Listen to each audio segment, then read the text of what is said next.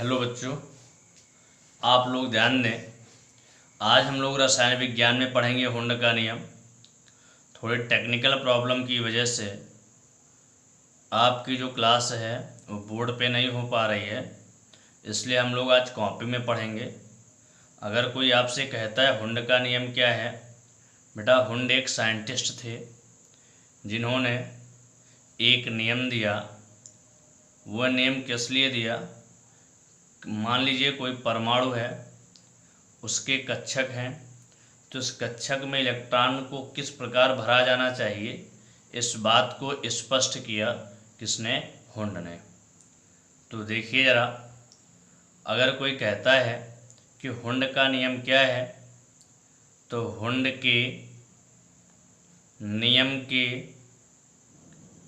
अनुसार, हुंड के नियम के अनुसार किसी परमाणु कक्षकों में, मान लीजिए हुंड के नियम के अनुसार कहना है कि कोई परमाणु कक्षक है हमारे पास, तो किन्हीं परमाणु कक्षकों में इलेक्ट्रॉनों का युग्मन, कहने का मीन्स जो इलेक्ट्रॉन भरेंगे उनको युग्मित करने का होता है युग्मन, इलेक्ट्रॉनों का युग्मन तब तक संभव नहीं है, तब तक संभव नहीं है जब तक प्रत्येक कक्षक में इलेक्ट्रॉन समान चक्रण के साथ ना भर दिया जाए।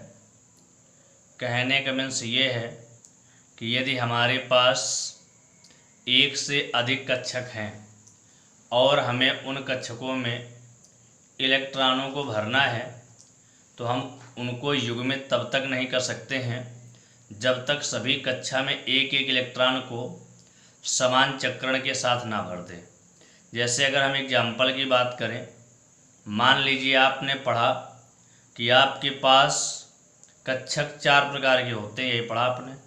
हमने थोड़े एग्जाम्पल समझाने के लिए आपको चारों कक्षकों को नोट कर लिया, एस भी ले लिया, पी भी ले लिया, डी भी ले लिया और एफ भी ले लिया। अब हम बात पहले करते हैं एस कक्षक की। मान लीजिए कि एस कक्षक में, कक्षक को हम अंग्रेजी में ऑर्बिटल कहते हैं, आप जानते हैं। मान लीजिए एस कक्षक में हमें इलेक्ट्रॉन को भरना है और ये एस के ऊपर 2 गिवन है। तो एस के ऊपर 2 गिवन है, तो यहाँ पर 2 इलेक्ट्रॉन है, तो एक को क्लॉकवाइज भरा और दूसरे को हमने एंटी क्लॉकवाइज भर दिया। तो कहने का मीन्स ये जो हुंड का नियम है सबसे पहले तभी लागू होगा जब हमारे पास कक्षक एक से क्या हों? अधिक हों। अगर एक कक्षक ही है, ये जो एस होता है यह उपकोष को डिनोट करता है, उपकोष को, और यह जो बना हुआ है यह डिनोट करता है आपके कक्षक को। तो अगर एक कक्षक है हमारे पास और उस पर हम हुंड के नियम को यूज करें, तो हुंड के नियम का यूज नहीं कर सकते। हुंड के नियम के लिए एक से अधिक कक्षक होने चाहिए। जैसे अगर हम यहाँ पर पी ऑर्बिटल की बात करते हैं, मान लीजिए कि हम यहाँ पर बात कर रहे हैं पी ऑर्बिटल की और ये हमारे पास P6 लिखा हुआ है। तो देखिए पी में इलेक्ट्रॉन की कई कंडीशनें हैं। पी में आप 2 इलेक्ट्रॉन भी भर सकते हैं, पी में आप 1 इलेक्ट्रॉन भी भर सकते हैं, पी में आप 3 इलेक्ट्रॉन भी भर सकते हैं, पी में आप 4 इलेक्ट्रॉन भी भर सकते हैं, पी में आप 5 भी भर सकते हैं और पी में आप यहाँ पर 6 इलेक्ट्रॉन भी भर सकते हैं। राइट, आपको पता है कि अगर हम पी ऑर्बिटल की उपकोष की बात करें तो इसमें 3 ऑर्बिटल होते हैं। ये 3 हमने बनाए, इनमें एक को आप px कहते हैं, एक को py कहते हैं, एक को pz कहते हैं। इस p में भी हम 3 बना सकते हैं, इसमें भी हम 3 बना सकते हैं। ध्यान दे रहा है यहाँ पर सीरियस होकर, इसमें भी हम 3 बना सकते हैं और इसमें भी बेटा हम कितना बना सकते हैं? 3। P6 की बात करें, इसमें भी हम 3 ऑर्बिटल बना सकते हैं। अब हुंड के नियम की अगर मैं बात करूं तो यहाँ पर सिंगल इलेक्ट्रॉन है तो हमने 1 इलेक्ट्रॉन फिलअप कर दिया, इसमें हुंड के नियम की कोई आवश्यकता नहीं है।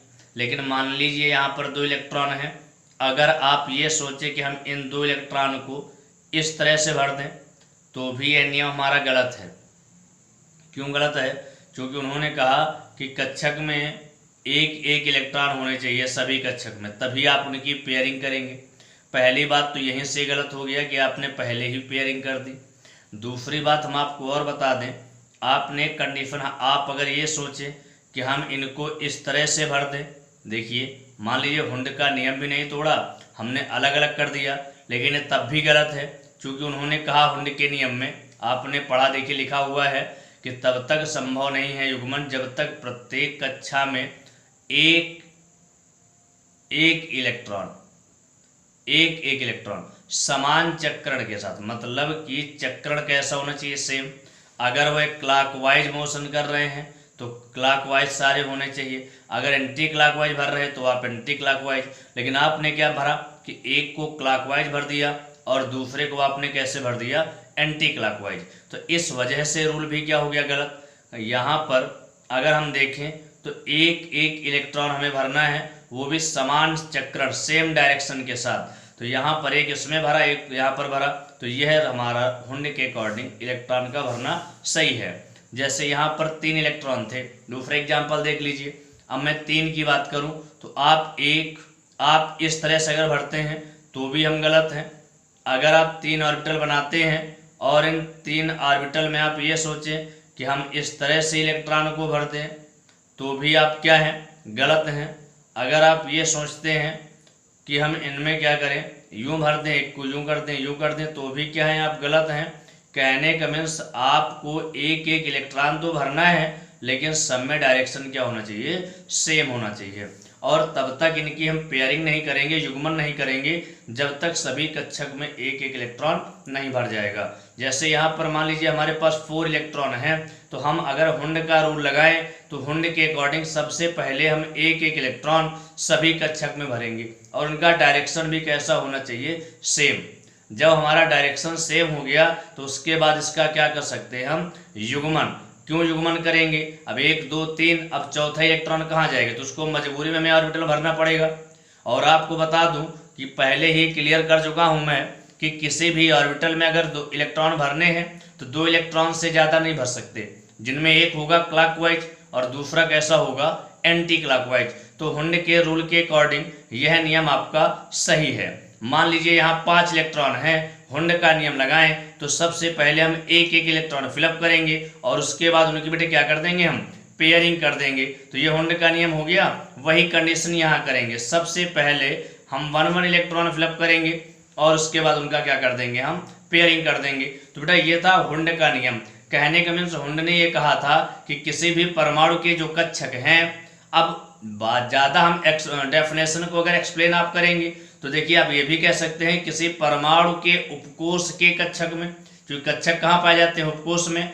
या जनरल हम कह दें किसी परमाणु के कक्षक में, तो इसमें कंफ्यूज होने वाली बात नहीं है। तो मैंने कहा किसी परमाणु के कक्षकों में, अब कक्षकों का मीन्स क्या हुआ, एक से क्या होना चाहिए, अधिक होना चाहिए। इलेक्ट्रॉनों का युग्मन तब तक पॉसिबल नहीं है जब तक एक एक इलेक्ट्रॉन हम सभी कक्षक में सेम डायरेक्शन के साथ, ये देखिए सेम डायरेक्शन के साथ ना भर दें। जब सेम डायरेक्शन के साथ भर देंगे तभी बेटा उनका युग्मन हम कर पाएंगे। मेरी बात समझ में आ गई आपकी। आगे देखिए, अगले हम एग्जाम्पल की बात करें, जैसे हम डी ऑर्बिटल की बात करें।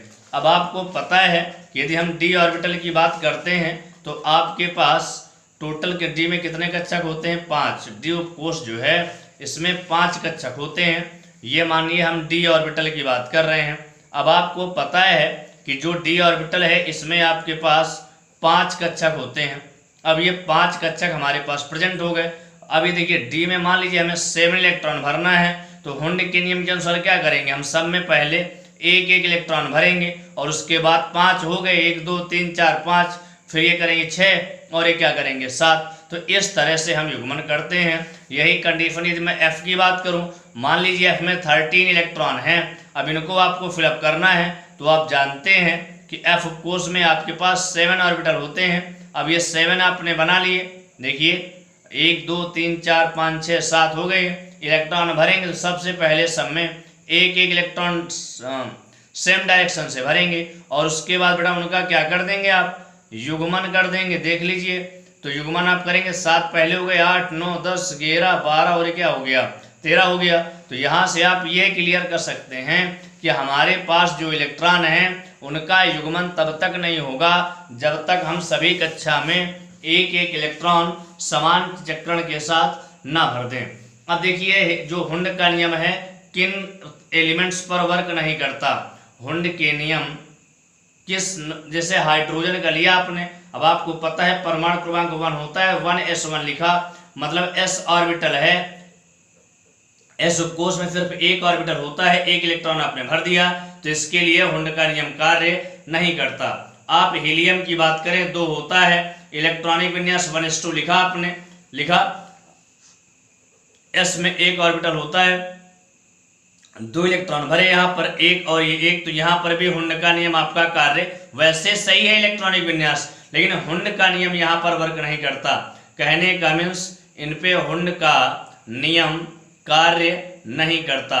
बेटे मेरी बात समझ में आ गई। इसी प्रकार तो हमारे कहने का मीन्स ये है कि हुंड का नियम आपका तभी वर्क करेगा जब आपके पास जो कक्षक हैं वह एक से क्या होने चाहिए, अधिक। अगर ऑर्बिटल आपके पास एक से ज्यादा नहीं है तो फिर वहां पर आपका हुंड का नियम वर्क नहीं करता।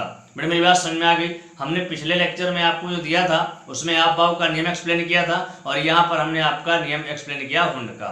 अब आपके पास लास्ट नियम हम आपको बताते हैं जिसका नाम है पाउली का अपवर्जन नियम। यहाँ पर ध्यान दें, पाउली का अपवर्जन नियम। अभी हम आपको ये बताएंगे कि पाउली को नियम को अपवर्जन नियम क्यों कहते हैं। इंग्लिश में इसे हम एक्सक्लूजन प्रिंसिपल ऑफ पाउली कहते हैं। बात समझ में आ रही है, यह पाउली एक्सक्लूजन प्रिंसिपल, पाउली का अपवर्जन नियम। पाउली ने क्या कहा, देखिए जरा, पाउली के अनुसार कहा कि किसी परमाणु के कक्षक में उपस्थित, मतलब किसी परमाणु के कक्षक में बात करें उपस्थित 2 इलेक्ट्रॉनों के लिए, मतलब अगर 2 इलेक्ट्रॉन की हम बात करें, 2 इलेक्ट्रॉन के लिए चारों क्वांटम संख्याओं के मान समान नहीं होते, चारों क्वांटम संख्याओं के मान समान नहीं होते। बेटा किसका नियम था, पाउली का अपवर्जन नियम। कहने के मीन्स मेरी बात समझ में आ रही है कि अगर किसी परमाणु के कक्षक में उपस्थित 2 इलेक्ट्रॉन के लिए मैं बात करूं तो चारों क्वांटम संख्याओं के मान समान नहीं होंगे। आगे इन्होंने कहा यदि n, l, m के मान समान होंगे, मान लीजिए कि 3 क्वांटम संख्याओं के मान समान मिल भी जाते हैं, समान होते हैं, तो s के मान समान नहीं होंगे, तो s के मान समान नहीं होंगे। क्योंकि आप जानते हैं कि जो s के मान की मैं अगर बात करूं तो s के 2 मान होते हैं, प्लस का हाफ और एक माइनस का हाफ। एग्जाम्पल की मैं बात करूं, मैंने यहाँ पर 4s2 ले लिया, मान लीजिए चौथी कोष है, उसमें s उपकोष है और कितने इलेक्ट्रॉन हैं, 2। अब वो ये कह रहा है कि पहले और दूसरे इलेक्ट्रॉन के लिए चारों क्वांटम संख्याओं के मान ज्ञात करो। लिए चारों क्वांटम संख्याओं के मान ज्ञात करो।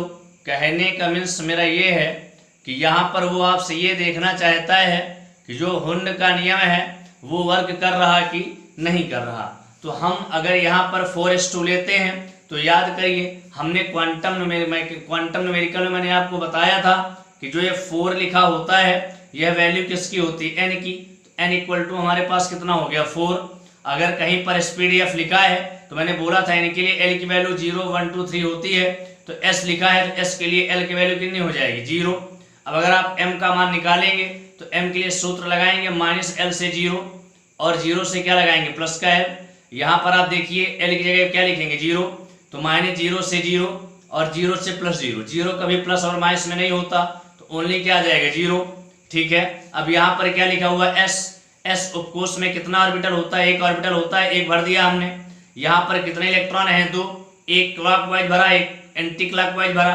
तो यहाँ पर यदि हम पहले इलेक्ट्रॉन के लिए बात करें, पहले इलेक्ट्रॉन के लिए, तो ध्यान दें हमारे पास n का मान तो 4 ही रहेगा, l का मान आपका 0 रहेगा, अब m का मान भी यहाँ पर क्या रहेगा, 0 ही रहेगा। s की बात करें ऊपर की ओर है ये क्लॉकवाइज, तो इसकी वैल्यू कितनी हो जाएगी, देखिए जरा, s की वैल्यू यहाँ पर बेटा क्या हो जाएगी, प्लस का हाफ, मैंने आपको बताया था कि अगर क्लॉकवाइज डायरेक्शन में है तो प्लस का हाफ नोट करते हैं, ठीक है। सेकंड बात मैं यदि बात करूं यहाँ पर दूसरे इलेक्ट्रॉन के लिए बात करूं, दूसरे इलेक्ट्रॉन के लिए, तो बेटा यहाँ पर ध्यान दें कि हमने क्या किया यहाँ पर कि n बराबर 4 ही रहेगा, l बराबर 0 रहेगा, m बराबर भी 0 ही होगा, लेकिन s की वैल्यू क्या हो जाएगी, माइनस का हाफ। तो यही तो कहा गया था, यहाँ पर देखिए कि n l के m के मान समान होंगे, तो n का भी मान समान है, l का भी मान समान है, m की भी वैल्यू क्या है, समान है, लेकिन s की वैल्यू यहाँ पर प्लस का हाफ और यहाँ पर कौन सा हाफ है, माइनस का हाफ। कहने का मीन्स यहाँ पर s की वैल्यू समान नहीं है। दैट मीन्स यह कौन सा नियम कहलाया, पाउली का अपवर्जन नियम।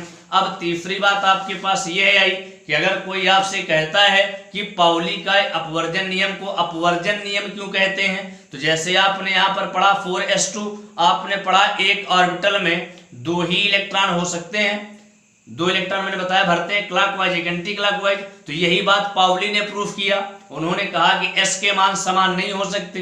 तो अगर आप तीसरा मान यहाँ लाते भी हैं तो समान हो जाएगा, नहीं समान हो जाएगा। मान लीजिए तीसरे इलेक्ट्रॉन आने की 2 ही संभावनाएं हैं, या तो वो सीधा आएगा या तो एंटी क्लॉकवाइज आएगा। सीधा आएगा तो इसके साथ समानता शो करेगा और उल्टा आएगा तो इसके साथ समानता शो करेगा, जो कि पाउली का अपवर्जन नियम इसकी व्याख्या नहीं करता। वो कहता है कि किसी s के मान समान हो ही नहीं सकते, और जब s के मान समान नहीं हो सकते तो किसी ऑर्बिटल में तीसरा इलेक्ट्रॉन नहीं आ सकता। इस वजह से ऑर्बिटल में मैक्सिमम कितने इलेक्ट्रॉन भरे जाते हैं, 2 इलेक्ट्रॉन। मेरी बात समझ में आ गई यहाँ पर आपको। तो अब यहाँ पर मैं यदि बात करता हूँ, कोई आपसे कहता है कि जो पाउली का अपवर्जन नियम है तो वो आपको समझ में आ गया बेटा, यहाँ तक किसी को कोई प्रॉब्लम नहीं। दूसरी बात आप देखिए, जैसे अब ये भी पाउली का नियम किन तत्वों पर नहीं लगता, किन तत्वों पर नहीं लगता, तो ध्यान दें। जैसे मैं बता दूं, आपने एग्जाम्पल 1-2 बता देते हैं। जैसे हाइड्रोजन लिया 1s1 किया, अब यहाँ s में कितने इलेक्ट्रॉन है, 1, जबकि पाउली का अपवर्जन नियम कितने इलेक्ट्रॉनों की तुलना कराता है, 2 इलेक्ट्रॉन की। यहाँ पर 2 इलेक्ट्रॉन हमारे पास है नहीं, सिंगल इलेक्ट्रॉन है, तो क्या तुलना कराएगा, नहीं कराएगा। क्या तुलना ये कराएगा, नहीं कराएगा। और जब ये तुलना नहीं कराएगा मतलब ये पाउली का अपवर्जन नियम इस पर वर्क नहीं करता। बेटे मेरी बात समझ में आ गई, वेरी गुड, किसी कोई प्रॉब्लम नहीं। अब इस तरह से हमने आज जो पढ़ा वो हुंड का नियम पढ़ लिया और पाउली का अपवर्जन नियम पढ़ लिया। क्वांटम संख्याएं हम ऑलरेडी पहले से पढ़ चुके हैं, आप बाव का नियम पढ़ चुके हैं, और हमने हाइजेनबर्ग अनिश्चितता के सिद्धांत के लिए आपका लेक्चर पहले से अपलोड कर रखा है। ठीक है बेटा, यहाँ तक किसी को कोई प्रॉब्लम